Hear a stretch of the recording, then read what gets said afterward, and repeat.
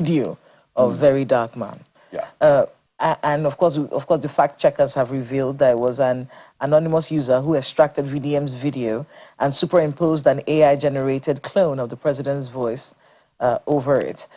And then the content, the cloned audio maliciously claimed that the administration intentionally allowed regional insecurity to persist to secure political leverage for 2027. I think one of the strangest things about this story was the fact that the presidential spokesperson responded to this before the verification as to whether this was a real situation or not. And that response from Mr. Bayonanuga is on screen right now. He's saying that VDM needed to be to face the weight of the law, you know, after being a conveyor and disseminating what he called false news and things like that.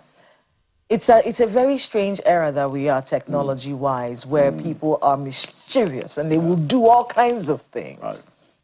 You've been a presidential spokesperson. Luckily, you didn't have to deal with a lot of things like this. Although there were some during the NSAS period that you had to handle. How should the presidential spokesman have handled this situation before coming out to make that statement? Because it does feel like there's egg on his face right now. People are saying you couldn't wait. That this was fake. This was fake. Why couldn't you wait? And then there's also the fact that, look, how does the presidency handle these kinds of videos? Because there will be a lot of them in the run-up to 2027. Well, you know, I think that, you know, to look at it from both sides, I understand the need to debunk it, you know, to say that the president did not say these things, you know, come on. But yes, you're right, that maybe the villa should have been able to authenticate the video itself and say that, look, we even know that this is fake.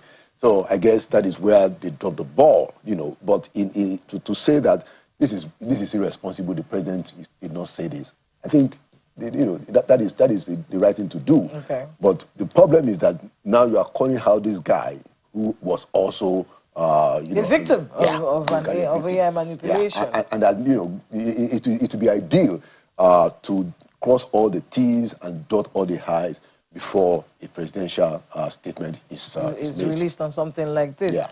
But it also, you know, the second part of my question, which was, you know, getting ready for how much of this we're going to see in the coming months. Yeah. It's going to be a lot. It's going to be, I mean, now that we are getting close, the parties are bringing their candidates, we're going to see a lot of shenanigans, you know, so, and it's going to be a challenging time even for journalists, even for public commentators, for politicians, you know, but I guess everybody just has to be at their best game. What are the laws on this so that people who are planning to do this sort of thing know and that's the point. What the ramifications are? Yeah, very good point, Kayla. So we need to be